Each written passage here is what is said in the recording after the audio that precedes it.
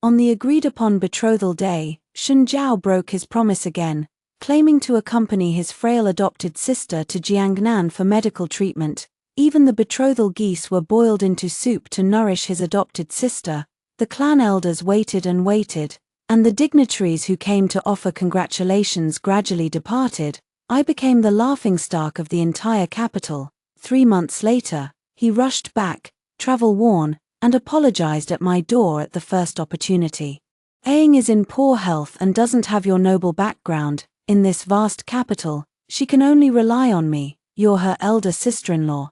Don't be angry with your younger sister. I sat behind the beaded curtain, looking at the dowry list, and nodded. He calmly asked the butler to see the guests out. What he didn't know was that in the 2nd month after he left the capital, I exchanged marriage contracts with the heir of the Marquis of Zhongyi. Shun Jiao stood in the flower hall, carrying the dampness of the south with him. Even the corners of his robe spoke of his journey's dust. Jade and pearl curtains swayed between us, fragmenting his figure into a blur. He stood outside the curtain, his voice carrying just the right amount of weariness and apology. I didn't mean not to come that day. It's just that Aang vomited blood, and her illness was severe. You know, Vice General Liu only had this one younger sister. He died on the battlefield. So I treat Ying'er as my own sister. Liu Yingying is the younger sister of Vice General Shun Jiao. 2 years ago, Vice General Liu died in battle at the border. After returning to the capital, Shun Jiao brought Liu Yingying to his side and recognized her as his adopted sister. That was the 2nd year we fell in love. He used to take me horseback riding in the suburbs, searching for plum blossoms in the snow, and teaching me archery hand in hand. He even made me a small red sandalwood bow with his own hands. But everything changed after Liu Ying came. She feared the cold, so treading through snow became sitting around the hearth. Her health was weak and she couldn't bear the jolting, so the horseback riding we'd agreed on became a boat tour. She said she couldn't stand the cold glint of sharp weapons, and always had nightmares at night, so later even that rosewood bow was put on a high shelf. I used to think that, since she was the orphan of a general, it was only right to take extra care of her. It wasn't until I was abandoned time and time again, watching the position that originally belonged to me being taken over, that I gradually understood. Some boundaries had long been blurred by Shun Jiao's so-called helplessness. At this moment, hearing him mention this reason that he had said countless times again, I actually felt a little tired. My fingertip brushed over the gold-lettered seal of the Marquis of Zhongyi's mansion on the dowry list, and I looked up, watching him through the beaded curtain. Yes, I know you value loyalty and righteousness above all else. My voice was calm, betraying no emotion. Back then, wasn't it precisely because of his loyalty and righteousness that I fell in love with him? Who would have thought that it would become the reason for our parting ways today? He didn't hear the resoluteness in my words. He seemed relieved, thinking I was finally being considerate as usual, and his tone became lighter. You've always been considerate of the bigger picture, kind and good-hearted. I thank you on behalf of a Ying. You know my nature. You are the only one for me in this life, and I will never have another. Hearing his heartfelt words, I couldn't help but force a bitter smile. It's true that he loves me, but every time, he would say that I was the most important thing to him. And then choose Liu Yingying. Shun Jiao wanted to say more, but I didn't want to hear it. The marriage matters are complicated, so I won't keep you. General, you've returned weary from your journey. You should rest well. His expression was gentle, and his tone carried a hint of guilt. I will hunt a better pair of betrothal geese for you, and find someone to choose a more auspicious day for the engagement. Shun Jiao thought that I would still marry him. I looked at the familiar joy in his eyes, and swallowed the words that had reached my lips. He thought I was still waiting for him to offer the bride price. Thought I would let it go lightly as I always had. Let him think that way then. To expose it now would seem like I was doing it on purpose. Besides, my marriage with the Marquis of Zhongyi's family is settled, and it will reach his ears sooner or later, too. The Marquis's wife came to visit, and my mother had me waiting in the flower hall early. She held my hand and said softly, "Chiyue, don't be nervous. The Marquis's wife is a reasonable person, and the heir is also an upright gentleman." I nodded, feeling not much apprehension in my heart, but rather a sense of peace. The Marquis's mansion was of high status, and my father held a second-rank official position with real power, so it couldn't be too bad. Having experienced the exhausting entanglement with Shen Zhao, I now only seek stability and respect. When the Marquis's wife entered, surrounded by attendants, she carried with her an air of refined scholarly grace. It was completely different from the rough and unrestrained atmosphere of a military family like the Pei family. Her gaze was gentle, and when it fell on me, there was no scrutiny, only admiration. She smiled and said to my mother, "This must be Chiyue. Good child, you've been wronged." This was not mere politeness, but a sincere understanding of my previous situation. My heart warmed slightly, and I curtsied. The Marquis's wife personally helped me up, led me to sit beside her, and spoke in a kind but measured tone. "Get up quickly, my son is a bit taciturn, but he values promises above all else. Since he has sought to marry you, he will surely cherish you." She didn't rush to question me but instead spoke in detail to my mother about the characteristics and preferences of the heir. The entire household was shocked that he, known for his strict self-discipline and avoidance of women since childhood, would take the initiative to seek a marriage. The Marquis's wife looked at me, her gaze clear. After he returned, he told me that the Moon family's daughter, even in such circumstances, could maintain her integrity, without resentment or anger, and her character was admirable. He is willing to treat her with the respect due to a principal wife, seeking a lifetime of mutual respect and understanding. A lifetime of respect and understanding. This moves me more than any oath of love. I looked through the window at the courtyard, where the generous betrothal gifts left by the Marquis's residents were being carried into the treasury in an orderly manner. The white-feathered, red-crowned wild geese were housed in spacious wooden cages, looking vigorous and healthy. I received the news early. This betrothal gift was hunted by the heir apparent of Marquis Zhongyi, who rode 800 miles in haste to a warm place in the south and guarded it for several days and nights. That solemnity was in stark contrast to the haste and disarray of 3 months prior. Shen Zhao says only you but always abandons me in his actions, at least in terms of etiquette. This never-before-seen heir apparent truly values and respects me. My mother was clearly extremely satisfied as well, chatting happily with the Marchioness when they discussed the wedding date. The Marchioness specifically asked for my opinion. "Chiyu, do you think it would be good to set the wedding date for next spring? It's a bit snug, but the manor has already prepared everything, and you certainly won't be wronged." I nodded slightly. "I'll leave it to Madam and Mother to decide." After seeing the Marchioness off, Mother's eyes held a hint of relief. "Chiyu, your mother can finally rest assured. The Marquis of Zhongyi's household has a righteous reputation, and the heir is a man of integrity. This is truly a good match for you." I was stunned for a moment. Yes, a good match, not because the Marquis's household is of higher status, but because they gave me what I needed most, the most basic thing, respect. And at this moment, Shen Zhao is probably still busy conditioning his adopted sister's body and planning how to hunt a new pair of betrothal geese. But he doesn't know, I won't want the betrothal geese, and I won't want him even more. 3 days later, I went up the mountain to Hugua Temple to pray for blessings. My mother said that since the wedding date had been set, I should go and pray for peace for the upcoming marriage. As I reached the blessing pavilion halfway up the mountain, I saw 2 familiar figures in the distance. Shen Zhao was accompanying Liu Yingying as she chose in front of the wooden frame filled with concentric knots. Liu Yingying, dressed in a plain white dress, leaned weakly against Shen Zhao's side, her fingertip resting on a concentric knot embroidered with twin lotus flowers in red gold thread. That was the style I used to request every year. My steps faltered slightly, but I then walked forward calmly. Now that I've let go, there's no need to avoid it. Shen Zhao first saw me, his expression suddenly flustered. "Chiyu, why are you here?" Liu Yingying turned back at the sound of his voice, a hint of surprise flashing in her eyes, followed by her signature timid smile.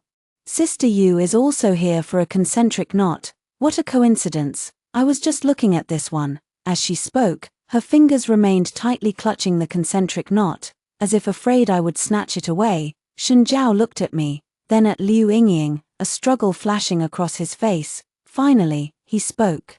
his tone carrying his usual, chillingly negotiable manner. Chi Ying has only just recovered, and it's rare for her to be in such high spirits. It's just a concentric knot. You've always been generous, so why not let her have it? It's like this again, it's always like this. It used to be about treading through snow, riding horses, and archery. But now he even wants me to yield a concentric knot. I quietly watched Shen Zhao, and suddenly felt that his embarrassed expression at this moment was somewhat ridiculous. My voice was calm and even. General Pei, this concentric knot was specially ordered by me from the temple 3 days ago through a maidservant. I've come specifically today to retrieve it. Liu Yingying's expression changed slightly, and her fingers holding the concentric knot tightened a little. Shen Zhao was stunned, obviously not expecting this. He frowned and looked at Liu Yingying. Since Qi Yu ordered it, could you choose another one? It seemed like a negotiation with me, but in reality, it was a straightforward command. Towards Liu Yingying, he was always cautious, even his inquiries were roundabout. Liu Yingying's eyes instantly reddened, but she forced a smile and said, I just thought this one was particularly beautiful. Since Sister Yu likes it, I'll give it to her. As she said give, she suddenly coughed violently. Liu Yingying's face was flushed, and there were traces of blood on her handkerchief. Shen Zhao looked flustered and looked at me again, his tone carrying a blame that even he didn't realize. Qi Yu, it's just a concentric knot, you could have just given it to her. Why did you have to fight over it? I'll accompany you to choose a new concentric knot for us later.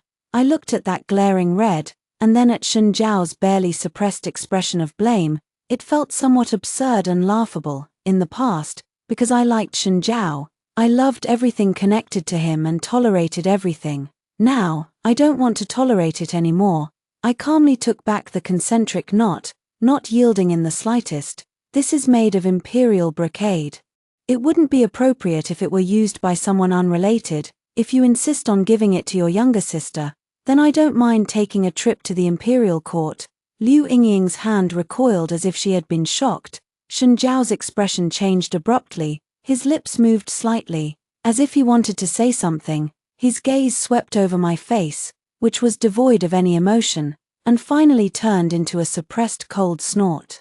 He turned around and deliberately softened his voice to Liu Yingying. In that case, Ying, let's choose another one. Watching Shen Zhao's focused and gentle profile, I suddenly felt that the remaining bitterness in my chest had dissipated. I stopped looking at them and walked towards the wishing tree with the reunited concentric knot. As I tied it to a high branch, the corner of my eye caught Shen Zhao personally hanging another one for Liu Yingying. His movements were careful, overlapping with the memory of him picking plum blossoms for me. Only a faint sense of irony flashed through my heart.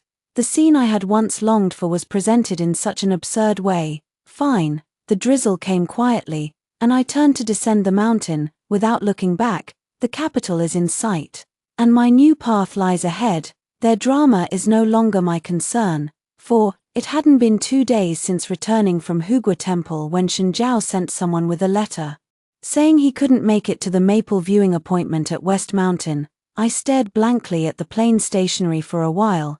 I remembered last year when the maple leaves were at their reddest. He vowed to take me to the highest point of West Mountain this year to see the reddest maples. I'm afraid Shen Zhao is displeased that I didn't give way to Liu Yingying that day. Not going to see the autumn leaves is his petty punishment for me. As he sees it, I chuckled softly, bringing the stationery closer to the candlelight, watching it curl, blacken, and turn to ashes. I had already forgotten about seeing the autumn leaves, and even if I had remembered, I wouldn't have gone. Now it's just as well, saving me the trouble of finding an excuse. After the start of winter, the capital city had its first snowfall. As expected, Shen Zhao never appeared again. I heard that Liu Yingying was afraid of the cold, and the general's mansion was in a flurry of activity, so he couldn't get away. On this day, Zhu Yang, the heir of Marquis Zhongyi, sent a note inviting me to enjoy the snow scenery at the lakeside pavilion. When I received the note, I was staring blankly at the withered plum tree outside the window. The plain stationery carried a faint scent of pine, the ink Zhu Yang habitually used. He said the snow scene at the lake pavilion was exceptionally beautiful, asking if he might have the pleasure of enjoying it together. My gaze landed on the words "enjoy it together." If it were before, I would surely have been restless all night for such an invitation, repeatedly considering my attire and manners, afraid of disappointing someone's feelings. But now, my heart is as calm as a frozen lake. It turns out that when you are truly cherished, you don't need to be so cautious. I suddenly remembered this time last year when Shen Zhao also invited me to appreciate the snow. At that time, Liu Yingying said she felt chest tightness, and he hurriedly left. Because Liu Yingying was afraid of the cold, he even took my hand warmer, worth 1,000 gold and capable of staying warm for 3 hours. When he left, leaving me alone in the freezing snow, later, I found out that he had gone to the east of the city to buy Liu Yingying the newly released rouge. Looking back now, that snow was so cold that my bones ached. Considering the Zhu family, the Marquis of Zhongyi, has been a family of officials for generations, the heir wouldn't do such a thing. I chuckled softly and accepted the invitation. 5. Arriving at the Lake Heart Pavilion, I discovered that he had transplanted 2 red maple trees beside it. White snow covered the crimson maple leaves, a breathtaking beauty. He poured tea for me. I heard that Miss Yu likes maple leaves, but they are hard to find on snowy days, so I had 2 transplanted here. I held the warm tea, watching the snowflakes sparkle among the maple leaves. This care warms even my fingertips. I held the warm tea, watching the maple leaves quietly burn in the snow. Strangely, sitting across from Zhu Yang is more comfortable than I imagined. Unlike Shen Zhao, who always tries to fill the silence with words, he doesn't deliberately show off his talent like those young masters. We watched the snow like this, occasionally exchanging a few words about tea, or commenting on the shape of the maple leaves. He suddenly said, "These maple leaves remind me of the scenery on the north slope of West Mountain. When the snow melts in the spring, perhaps we can go and take a look." Not a promise, just an ordinary suggestion. But I can already imagine the sight of maple trees sprouting all over the mountains and fields at that time. Okay, I agreed without thinking, subconsciously. Even I was surprised for a moment. The 2 of us fell silent for a moment, the only sound in the world the rustling of falling snow. In the fragrant mist of tea, I suddenly felt an unprecedented sense of peace and steadiness. No unease, no calculation. So this is what true peace feels like. A deep and tranquil flow, no need to worry about who might suddenly leave, no need to fear being compared to anyone. In his presence, I am simply Lin Qiue, and that is enough. The snow reflected in his eyes. Bright but not glaring, just like him, his presence was just right. 6. Twilight was beginning to fall as the carriage returned from the lakeside pavilion. As the carriage approached the corner of the long street, its speed gradually decreased. I lifted a corner of the curtain to peek out, just in time to see Shen Zhao riding alone from the direction of the general's mansion. He wore a black cloak, his shoulders covered in fine snow, as if he had been standing in the snow for a long time. Seeing me and Zhu Yang in the same carriage, his pupils suddenly contracted, and he abruptly pulled on the reins. He stopped in front of the carriage, his gaze sweeping over Zhu Yang like a knife. "And who is this?" Before I could speak, Zhu Yang nodded slightly. "Marquis of Zhongyi, Zhu Yang." Shen Zhao's expression changed, and the hand holding the reins tightened. He had obviously heard of Zhu Yang's name, but he didn't expect to be returning in the same carriage as me. I was really annoyed by Shen Zhao's questioning expression, and not wanting to get entangled with him, I simply changed the subject and asked, "Does General Pei have something to say?" Shen Zhao's expression changed, and after a moment of silence, he finally didn't question her. He suddenly softened his tone. "Aang can't stand the cold. I plan to take her to Jiangnan for the winter, and I will propose to you as soon as we return in the spring." I chuckled, my tone calm. "When the general returns."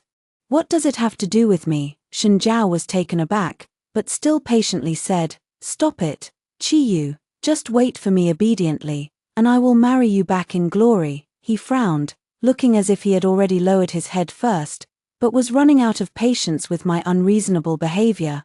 Zhu Yang's lips curled into a playful smile upon hearing this. He was about to speak when I cut him off. "Your sister is sensitive to the cold. General, you'd best be on your way quickly.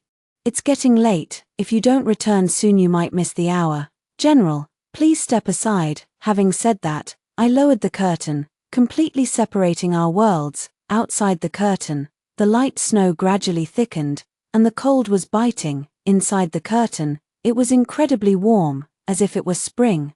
Ju Yang suddenly joked, "Why didn't you tell him about our marriage?" I lowered my eyes and said softly, "Since we are already irrelevant people, why add to the entanglement and annoyance? As the joyous event approaches, invitations will be sent to the general's mansion, and he will naturally know then." Ju Yang looked at me and nodded knowingly. The smile on his face didn't diminish. Indeed, 7, in the 12th lunar month, news came from Jiangnan. It was said that the young General Pei, to win a smile from a fair lady, had reserved the entire plum garden for his adopted sister to enjoy. He also spent a fortune to buy warm jade chess.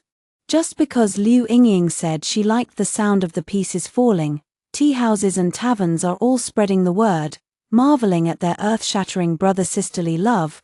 The maid said she had been carefully observing my expression these days. I was comparing the color of the pearls on the wedding dress, and only hummed a faint acknowledgement when I heard this. Those sensational rumors now sound like tales from another lifetime. It was the box of Eastern pearls Ju Yang sent yesterday that were truly impressive, each one round and full, perfect for my wedding dress. As the year drew to a close, I heard that Shenzhou had put on a fireworks display for Liu Yingying. The sky was ablaze with light, illuminating the entire city of Jinling, said to be a beauty beyond earthly realms. It was the night Ju Yang came to see me, bringing a glass lamp. The lamp's walls were painted with delicate snowy plum blossoms, and as it gently turned, the light and shadows flowed like a pouring galaxy. He said casually, "I passed by the lantern market and thought it looked nice, and that you would like it." I walked along the corridor carrying the lamp, watching the snow light intertwine with the lamp's glow. Compared to the highly anticipated fireworks display in Jiangnan, this lamp lit just for me alone moves me even more. 8. On the wedding day, the entire city was adorned in red. I sat before the mirror in my gold-embroidered wedding gown as my mother placed the phoenix coronet on my head. Suddenly, the matchmaker burst in, flustered, "Madam, Miss, General Pei is back." In the bronze mirror, I saw my calm and unwavering eyes. I stood up, my red gold-embroidered shoes stepping steadily over the threshold. "The auspicious hour has arrived. Don't keep the air waiting." A look of worry flashed across my mother's face, but seeing my composure, she decisively ordered my martial arts-trained second brother to stop Shenzhou. My eldest brother then came in to carry me out. I lay on my elder brother's broad back, adorned in my phoenix coronet and bridal robes, moving step by step away from my chambers behind me, reaching the moon gate. I indeed saw Shenzhou surrounded by a throng of family servants and guards. My second brother was fighting him, the two locked in a stalemate. Shenzhou's hair crown was askew, his official robe was covered in dust, and his eyes were bloodshot. Seeing it was me, he relaxed his grip, staring intently at me, his voice hoarse and broken. "Qiyu, tell me this isn't true. Didn't we agree that you would wait for me to propose marriage in the spring? Why did you break your promise and marry someone else?" As the beaded curtain on my forehead swayed gently, I looked at him calmly. "The wedding invitations have already been sent to the general's mansion. My marriage with a Yang was decided last year. In the 2nd month after you accompanied your younger sister to Jiangnan." Shenzhou staggered back a couple of steps. "I can explain." My elder brother's tone was stern as he defended me. "Explain what?" "Explain how you left my sister alone in the empty hall on the engagement day, or explain how the betrothal geese ended up in someone else's stomach. Do you know that you've made Qiyu the laughingstock of the entire capital? You've ruined her reputation. If it weren't for the Marquis's residents valuing Qiyu and not minding, what would she do for the rest of her life? Am I supposed to hold my nose and choke down the half-cooked meal you and Liu Yingying have made?" All while enduring insults and ridicule. The more his elder brother spoke, the angrier he became, showing Shenzhou no respect whatsoever. Shenzhou's face grew paler and paler with each question from his brother. He opened his mouth, but no sound came out. Those eyes, usually full of tenderness, were now filled only with panic. "A Ying, she's just a sister. How can she compare to Qiyu?" Listening to these words, I didn't even feel the irony anymore, so, I repeated calmly. Whether she's a sister or someone else, what does it have to do with me? Shen Zhao seemed stung by these words and stepped forward anxiously. Qiyu, listen to me, I interrupted him. General Pei, today is my wedding day. If you still have any lingering affection, you should leave quietly. If you insist on causing trouble, the general's mansion is not to be trifled with, and neither is my Yu family. He stood there, his lips trembling, his eyes, which once made my heart flutter, now filled with pain, but my heart was as still as water, without even the slightest ripple. Let's go, I said softly to my elder brother. 9. The bridal sedan chair started slowly, accompanied by joyous music. I sat upright in the sedan, listening to the discussions of the people on the street, and learned that Shen Zhao was following far behind the ceremonial guard. Looking through the sedan curtain, I saw him riding that familiar black horse, maintaining a distance of more than 10 yards. Neither approaching nor leaving, Zhu Yang rode his horse beside the sedan chair and chuckled. He's learned his lesson, knowing to keep his distance. I lowered my eyes and adjusted the hairpin at my temple. The streets are originally official roads. Which road he wants to take has nothing to do with us. When we arrived at Zhuqiu Street, a commotion suddenly broke out behind us. A guard rushed through the crowd in a panic, kneeling unsteadily. General, Miss Liu heard that you returned to the capital overnight and insisted on rushing back from Jiangnan. She just fainted at the city gate. Shen Zhao reined in his horse, his figure congealing into a stiff silhouette at the end of the long street. The joyous music continued, and the bridal sedan chair moved forward steadily. Just as the sedan chair was about to turn towards the direction of the Marquis of Zhongyi's residence, an unfamiliar-looking maidservant suddenly squeezed to the window of the sedan chair and lowered her voice to say, "Miss Yu, the general asked me to pass on a message. He bids you farewell for today. But please remember, even if the ceremony is completed and you are married, he will wait for you to change your mind." I smirked mockingly behind the veil. Go back and tell him, if General Pei has lost his mind, he should seek treatment from the imperial physician. Instead of acting crazy on my joyous day, the little maid retreated with a pale face. The sound of hurried hoofbeats, receding into the distance, drifted over. This time, he still chose the one who needed him. Will you feel regret? Zhu Yang asked softly from outside the carriage. I breathed a sigh of relief. I only feel fortunate to have seen clearly in time, fortunate to have not been mistaken for life. The bridal sedan chair landed steadily in front of the Marquis' residence. Amidst the joyful singing of the wedding hostess, I placed my hand in Zhu Yang's palm. Warmth, peace of mind. 10. Married life is more peaceful than I imagined. The Marquis of Zhongyi's household has simple rules, and Zhu Yang treats me with gentle courtesy. Every day he goes to the yamen to sign in, and when he returns, he brings me snacks from the market or a rare book I mentioned. That day was his day off, and he was summoned by the old Marquis to the study to discuss matters. While I was pruning the flowers in the courtyard, I suddenly remembered that he had said the other day that he had an ancient painting to share with me, which was kept on the display shelves in the study. His study was so tidy it was almost rigid, with only the display shelves on the east wall appearing slightly cluttered. I searched as he said, but when I was taking the painting, I accidentally knocked off a box made of rosewood. The lid fell open, and a scroll rolled out, slowly unfurling on the ground. The painting depicted a girl in red, riding a white horse and drawing a bow, her eyebrows raised, full of spirit.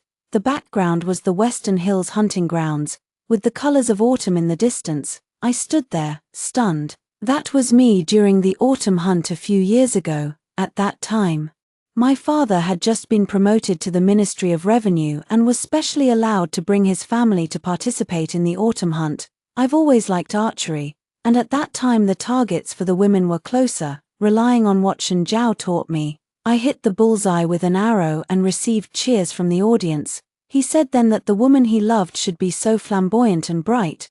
But since Liu Ying came, Shen Zhao said that women should be gentle and demure, and forbade me from touching bows and arrows again. That small red sandalwood bow has been gathering dust for many years. I carefully unrolled the scroll, and there was a line of small characters in the lower right corner. Autumn, the 12th year of Yonglong, First glimpse of the West Mountain hunting grounds. The 12th year of Yonglong, that was 4 years ago. At that time, Ju Yang should have been with the old Marquis at the grounds, but I have no impression at all. The drawing paper is already yellowed, with worn edges, clearly showing it has been frequently caressed and viewed. Footsteps came from outside the door, and Ju Yang's voice rang out, looking for the painting. I quickly rolled up the scroll, but he had already walked behind me, his eyes falling on the scroll, and he paused slightly. I didn't know what to say for a moment. He took the scroll, gently stroked the edge of the scroll, and said in a calm tone, "Did I scare you?" I carefully chose my words. "I just didn't expect you to remember me after so long." He walked to the window and re-rolled the scroll. "I was there at the autumn hunt that year. Your arrow was beautiful." They were simple words, but I could hear the sincerity in them. "I never even noticed you." There wasn't a hint of resentment in his tone, rather a faint smile. "Back then, you only had eyes for little General Pei. He taught you archery, everyone could see it." My cheeks grew warm. At that time, my heart and eyes were filled with Shenjiao. How could I see anyone else? "Then why?" He turned to look at me, his eyes clear. "Why didn't you say so earlier? At that time, since your heart belonged to another, why should I disturb you? Later, after you had suffered so much, I should not have taken advantage of your vulnerability even more." Then this painting. I didn't finish the question, but he understood my meaning. He admitted frankly, "It was my selfishness, that day. Seeing you shoot arrows, I came back and painted it. I thought that even if we couldn't be together, it would be good to have a keepsake." I looked at him, suddenly understanding why the Marquis's proposal was so solemn, and why he always treated me with a little more patience. It turns out it wasn't my parents' arrangement, nor was it pity for my plight. It was that autumn day 4 years ago when he engraved my image in his heart. He handed me the painting. I've kept this painting for many years. Now it's returned to its rightful owner. "Want to learn archery again? I'll teach you." I took the scroll, my fingertips trembling slightly. Those aspects of myself that Shenjiao had gradually rejected and suppressed were, in this man's eyes, beautiful things worth cherishing. "Okay," I heard my own voice. Filled with a long-lost joy, he smiled, his brow and eyes softening in a way that made him look gentler than usual. "Tomorrow we'll go to the West Meadow. I just got a good bow. Perfect for you." He turned to put away the scroll, and I stood there, the delicate texture of the old paper still lingering on my fingertips. Something in my heart seemed to break through the ice. It turns out that when I gave up the rosewood bow and hid all my sharp edges for Shenjiao's sake, because he said a woman should be gentle, someone had already carefully collected my original appearance. A pang of bitterness welled up in my chest. But it was quickly washed away by an even more surging torrent of warmth. It was a tremor of being seen and cherished. I suddenly understood why Ju Yang would occasionally ask if I still practiced martial arts, if I still remembered the essentials of archery. That wasn't ordinary small talk. He was cautiously confirming whether the vibrant girl in his memory was still there. That painting was like a key, unlocking the door in my heart that Shenjiao had invisibly locked. Behind the door is the bright self that was almost forgotten, and outside the door stands Ju Yang. He holds a light, waiting with a smile for more than 4 years. 11. The next day, Ju Yang indeed took me to the West Suburb racecourse as promised.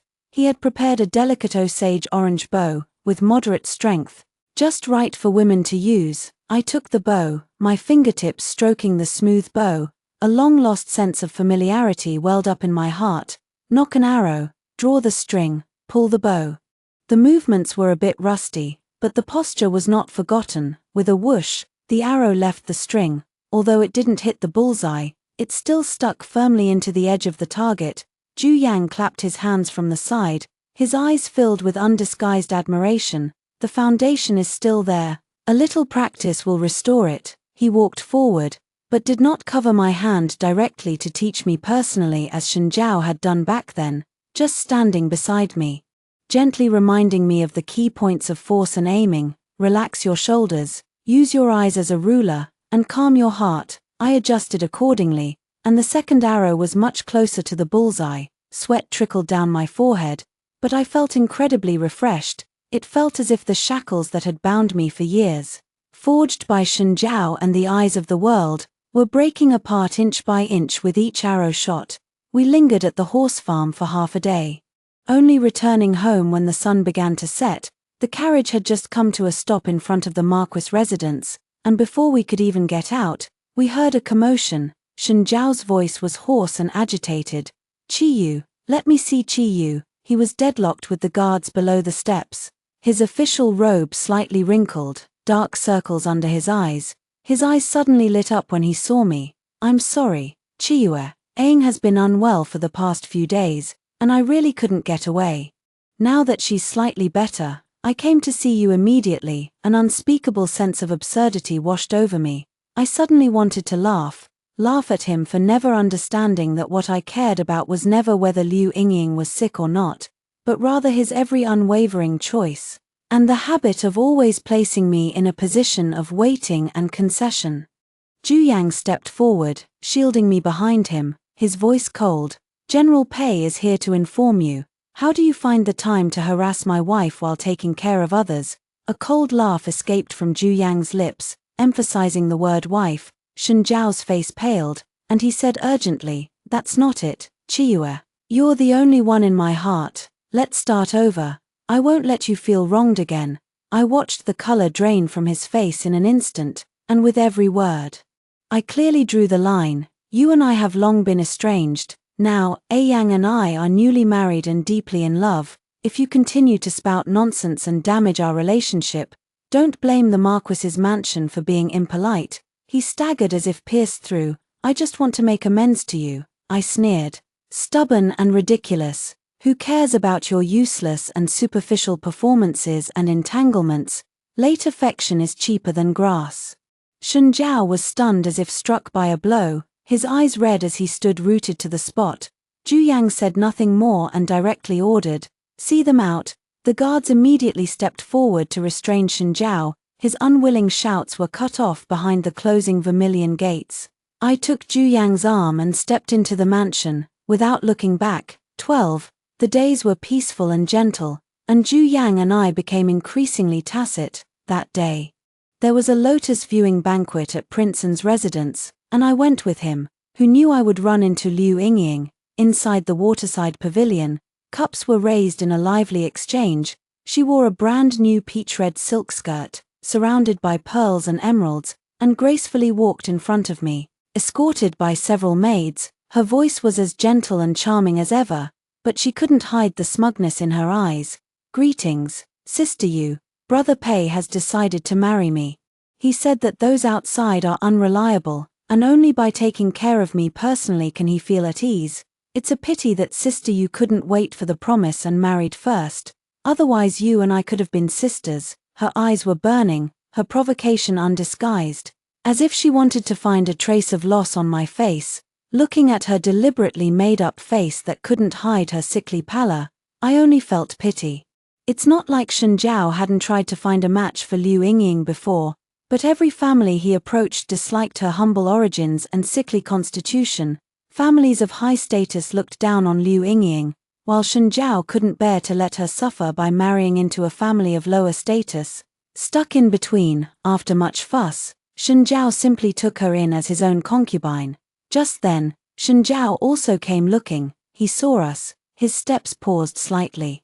His gaze swept between me and Zhu Yang, and finally landed on my face. His expression was complicated, with a hint of pain. The pavilion was fraught with undercurrents, and he did not respond to Liu Yingying. Calmly lifting the teacup, she said softly to Shen Zhao beside her, "I haven't congratulated General Pei yet. He is finally marrying Miss Liu, his wish fulfilled." Upon hearing this, Shen Zhao's expression changed drastically, and he almost subconsciously stepped forward, blurting out, "No. Qiyu, it's just a concubine." His tone was hurried, carrying a sense of almost frantic clarification. Liu Yingying's face paled a shade. Shen Zhao continued, "You know, there is only one person in my heart who can be my rightful wife." His following words died in the face of my calm, unwavering gaze.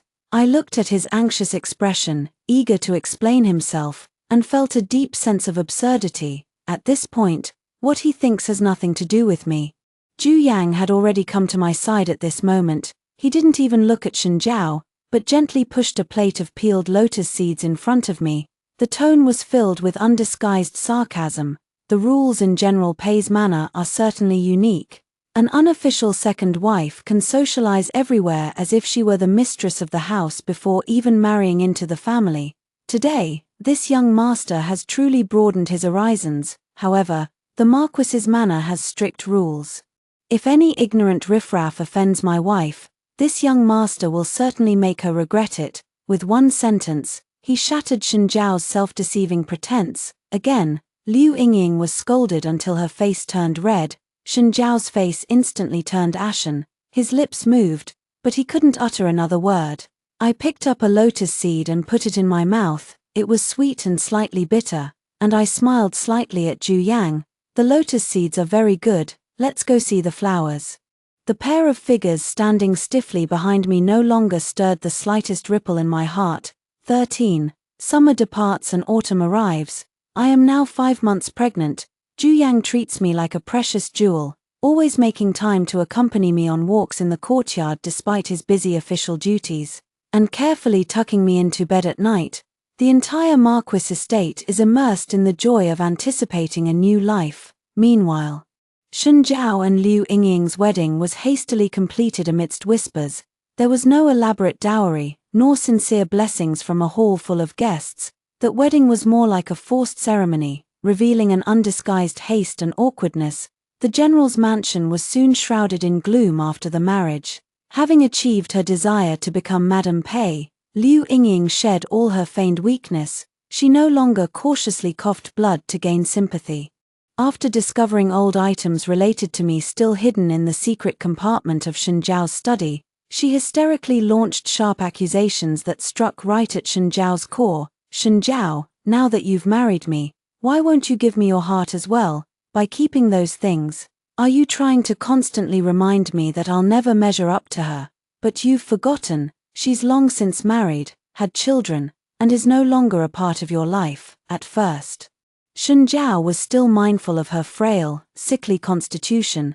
He would try to reason with her, suppressing his anger, or simply avoid seeing her altogether, but he was swamped with military affairs, and the endless disputes made him make mistakes repeatedly. It was deep autumn, and Zhu Yang was reading a storybook to me and feeding me the pregnancy-preserving medicine, but the butler came in softly and reported in a low voice that Shen Zhao was asking to see me. He stated that he would soon request to be transferred to the bitter and cold northern frontier to guard the border. Before leaving, I hope to exchange a few words with you. Upon hearing this, Zhu Yang did not immediately respond, but turned to look at me. His gaze was calm, filled with complete respect and trust. Placing the decision in my hands, I took the bowl of medicine, feeling the warmth of the porcelain against my fingertips, and slowly, firmly, shook my head. Between Shen Zhao and me, everything has changed, and there is nothing to say. All his emotions have nothing to do with the warmth and stability within my reach. Seeing him is just asking for trouble. It is also unfair and a desecration to the person beside me who cherishes me. I raised my eyes and said calmly to the butler, "I'm not seeing anyone." The butler responded respectfully and withdrew. Zhu Yang reached out and completely enveloped my slightly cool hand in his warm, dry palm. The strength was firm and reassuring. 14. Time flows, like the blooming and falling of flowers in the courtyard, silent but certain. I heard from Shen Zhao again on a deep autumn afternoon. An urgent military report was sent back from the frontier, along with General Pei's obituary. The northern frontier he had requested to be transferred to ultimately became his burial ground. Not long after he left, Liu Yingying, despite her illness, dragged her sick body and followed after him. That man who always valued responsibility and old affections was ultimately tormented into a state of unease and utter exhaustion. In a sudden battle, he revealed a flaw, fought valiantly to the death, and was buried in his horse's hide. As for Liu Yingying, when she heard the news of Shen Zhao's death, her blood surged in the wrong direction, and she lost the remaining half of her life on the spot. At the time of death, his temples were full of white hair, weathered and worn. When the news reached the Marquis's mansion, I was sitting by the window in the warm pavilion, making small clothes for my son. Yang sat across from me, a cup of light tea at his hand, the other gently rocking the cradle beside him. Inside, our son, just past his first birthday, was sleeping soundly, his little mouth slightly pouting. After the butler finished his report in a low voice, there was a moment of silence in the warm pavilion. The needle and thread in my hand paused, and I looked up.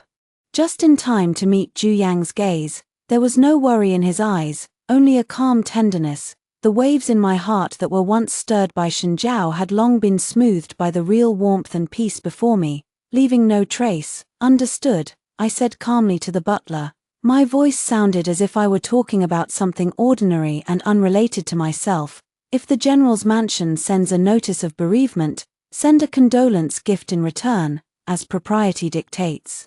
The butler bowed and withdrew. Yang got up and walked to my side, without saying much, just gently draped a thicker cloak over my shoulders. He said softly, "Autumn is deep, and there's a strong breeze by the window. Be careful not to catch a cold." I looked up at him. The setting sun outside the window casting a warm halo around him. I reached out and intertwined my fingers with his, feeling the constant and reassuring warmth from his palm. I softly called out to him, a smile unconsciously spreading across my lips, "Husband, look at Yang. The way he sleeps really resembles you." He lowered his head, gazing at our son with me, his eyes filled with tenderness. "The past is like the autumn wind sweeping through the courtyard outside the window, gone as soon as it blows. My world has long been filled to the brim with the simple warmth of the person before me, no room for anything else."